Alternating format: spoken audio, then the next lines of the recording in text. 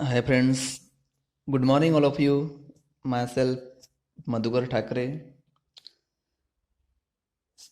So friends, today we are going to start the first topic of grammar, that is tenses. Friends, there are tenses in English. How many tenses in English? Only three tenses in English. Okay friends, you know about it. It means tense या शब्दाचा मराठीतील अर्थ काळ असा होतो. हा शब्द कर्त्याची क्रिया सांगतो, काल संबंध दर्शवतो, एखादी ॲक्शन केव्हा घडली आणि त्या वर्बवरून त्या ठिकाणी बोध होतो, यालाच आपण त्या ठिकाणी टेन्सेस काळ असे म्हणतो. एखादी क्रिया भूतकाळात घडली, वर्तमानात घडली किंवा भविष्य काळात घडेल हे दाखवण्याचं काम या ठिकाणी टेन्स करत असतो. Friends, there are given main tenses, that is the three main tenses. Okay, first one present tense, second one past tense, and third one is future tense.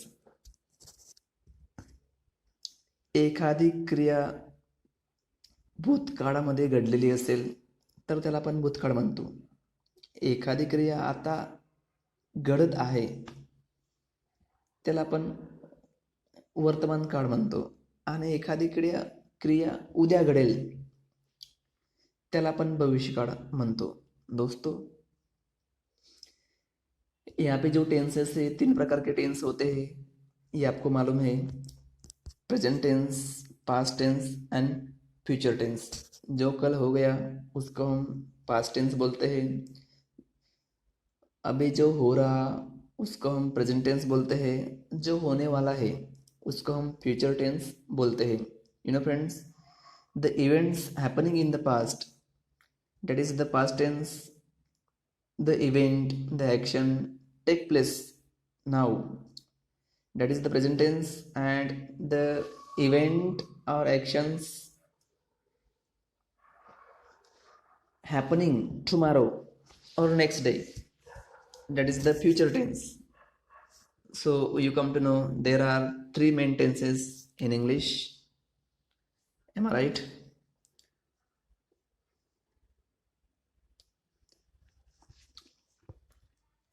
Then friends, present tense, past tense and future tense. वर्तमान काळ.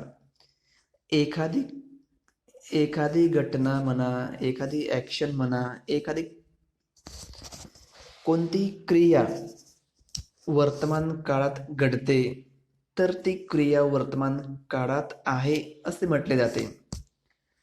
When a verb is used to show that an action takes place at present, it is known as present tense.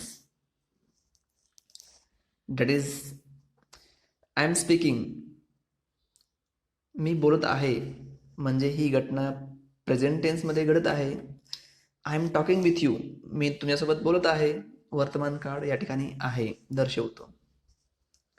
Past tense, एखादी क्रिया भूतकाळात घडली तर ती क्रिया भूतकाळात आहे असे म्हटले जाते.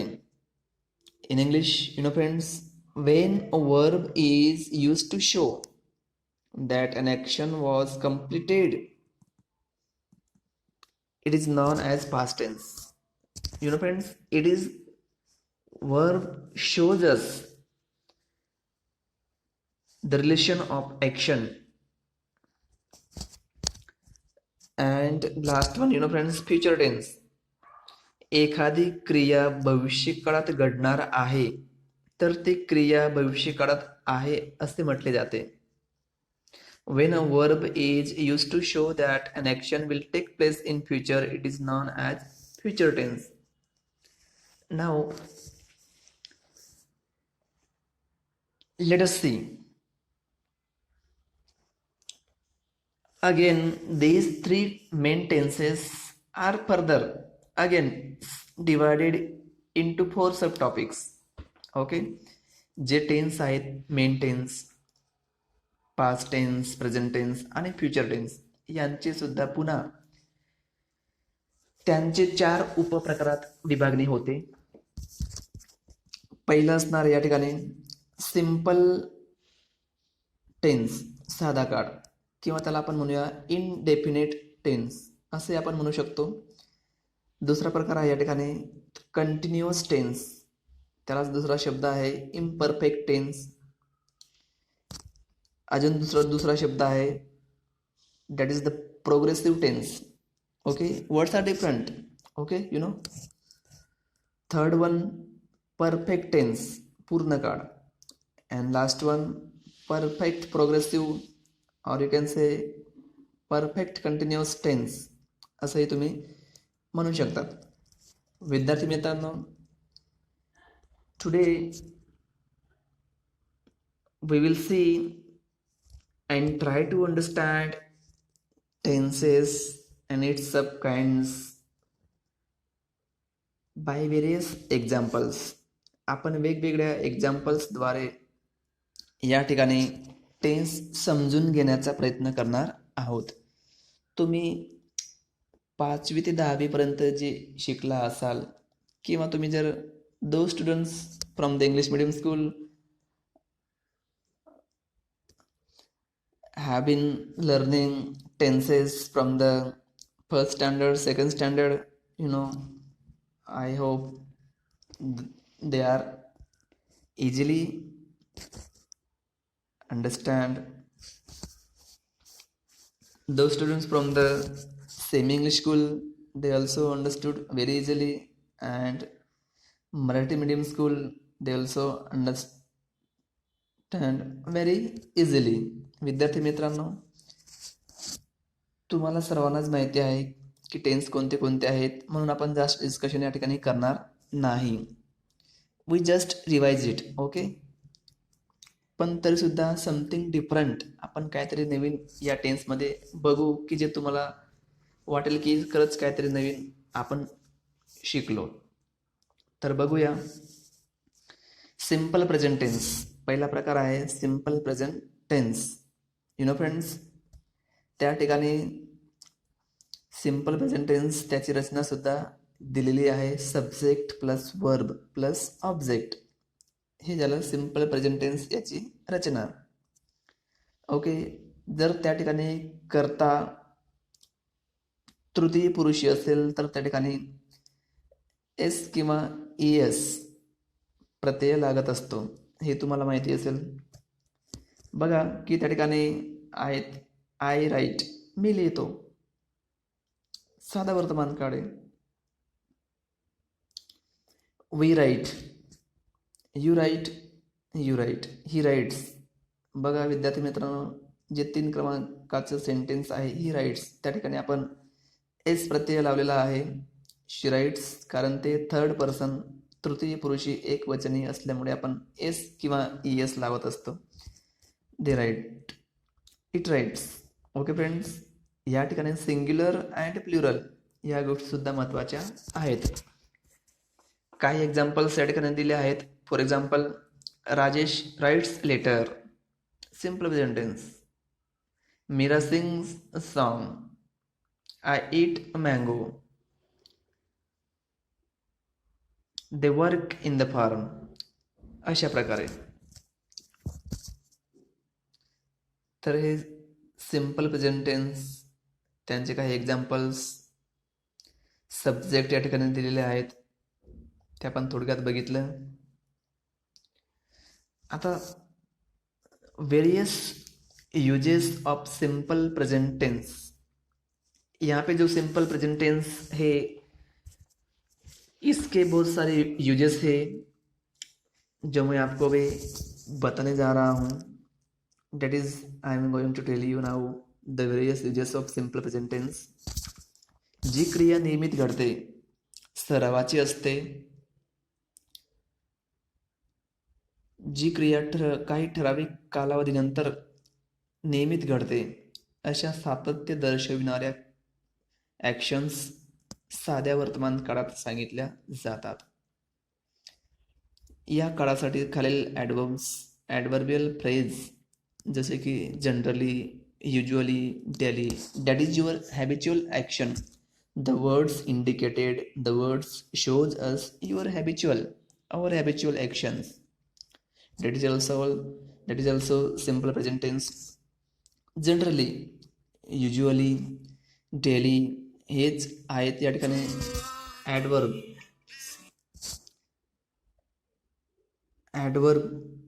किंवा adverbial phrases. Weekly, monthly, always, never, sometimes, often, occasionally, seldom, every day, every morning, every afternoon, every evening, every week, every month, every year, etc. तर आपण याच्यातली काही एक्झाम्पल बघूया. पहिलं एक्झाम्पल या ठिकाणी आहे की त्या ठिकाणी Kabir usually drinks coffee. Second example, Radha goes to temple every day. Radha मंदिरात जाते पण रोज जाते, ही राधाची सवय आहे. She generally reads novels.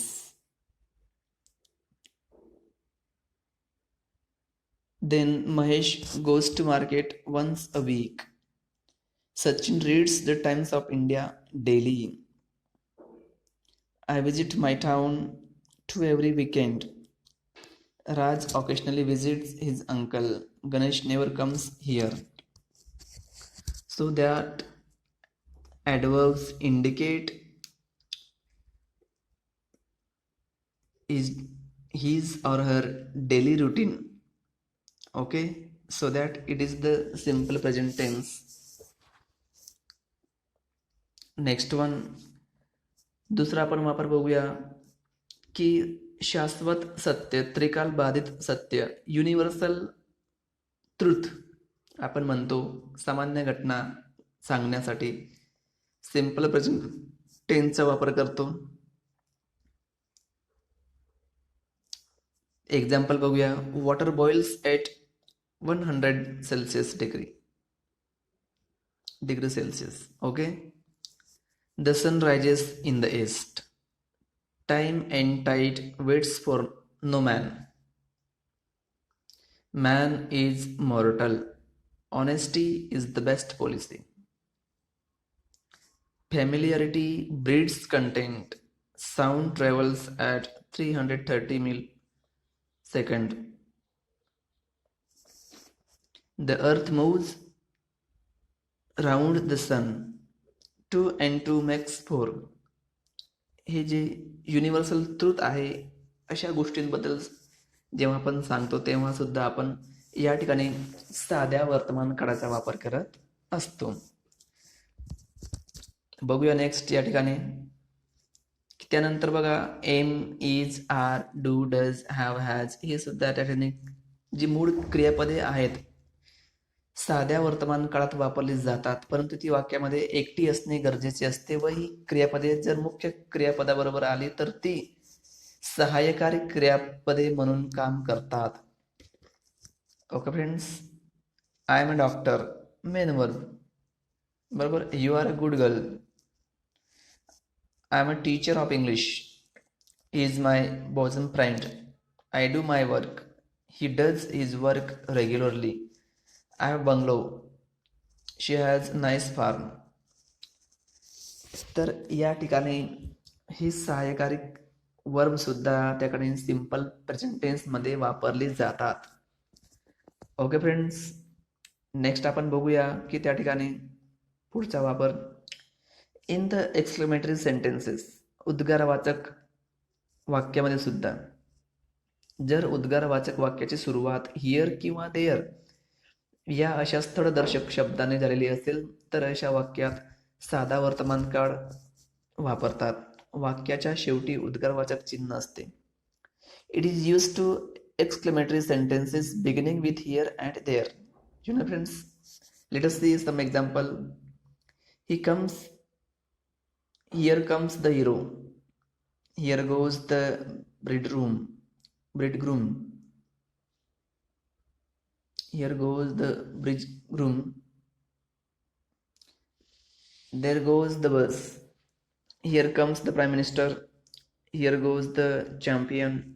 Here they come. There he blows. Here comes Mr. Kumawat. Like this. So these are the exclamatory sentence, but it begins with the here and there, so that it is the simple present tense. Okay. And then see conditional sentences. Okay, वाक्याची सुरुवात जर इफने झालेली असेल तर त्या ठिकाणी if I go to market, I go to market, the first sentence is here in simple present tense. Okay, I shall purchase number of things. Okay, then after that in the future. If you study, you study hard, हे वाक्य या ठिकाणी simple present टेन्समध्ये आहे. You will get good marks. If you come to school, you come to school, simple present tense. You go to college, simple present tense. You eat too much, that is also simple present tense. तर अशी conditional सेंटेन्सेसमध्ये सुद्धा त्या ठिकाणी present टेन्सचा वापर केलेला असतो. Just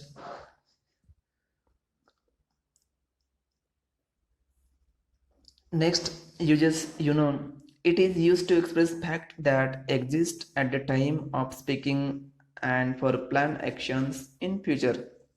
त्या ठिकाणी प्रत्यक्ष बोलत असताना वस्तुस्थिती दर्शवण्यासाठी साधा वर्तमान काळ वापरला जातो व नजीकच्या भविष्य काळात घडणाऱ्या पूर्वनियोजित एखाद्या ॲक्शनचे वर्णन करण्यासाठी साधा वर्तमान काळ वापरला जातो. Sugar cost ₹45 a kilo.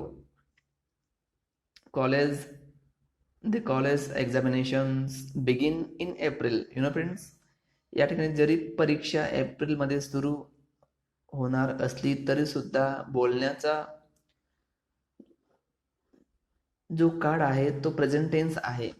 I live for Bombay tomorrow, मला उद्या जायचं आहे बॉम्बेला, पण आज मी बोलतोय त्याबद्दल. I return to Pune next Monday. The train leaves at 6 o'clock. Our college reopens on Monday. The chief minister returns next Saturday. In broadcasting and commentaries on sports. त्या ठिकाणी स्पोर्ट्स असतात, तिथं सुद्धा सिंपल प्रेझेंट टेन्सचा वापर केला जातो. थोडक्यात आपण क्रिकेटमध्ये कॉमेंट्री ऐकत असतो तिथं. तर बघा, या ठिकाणी ज्या घटना आहेत भविष्यकाळामध्ये घडणार आहेत, पण त्याच्याबद्दल पूर्वनियोजनाबद्दल तुम्ही आज बोलत आहात, म्हणून त्या ठिकाणी सिंपल प्रेझेंट टेन्स या ठिकाणी होतो. ओके फ्रेंड्स, या ठिकाणी आपण थांबूया. तुम्ही व्हिडिओ ऐकून घेतलात त्याबद्दल धन्यवाद. आणि व्हिडिओ ऐकताना तुम्ही हेडफोनचा वापर केला तर आवाज सुद्धा चांगला येईल. Okay friends.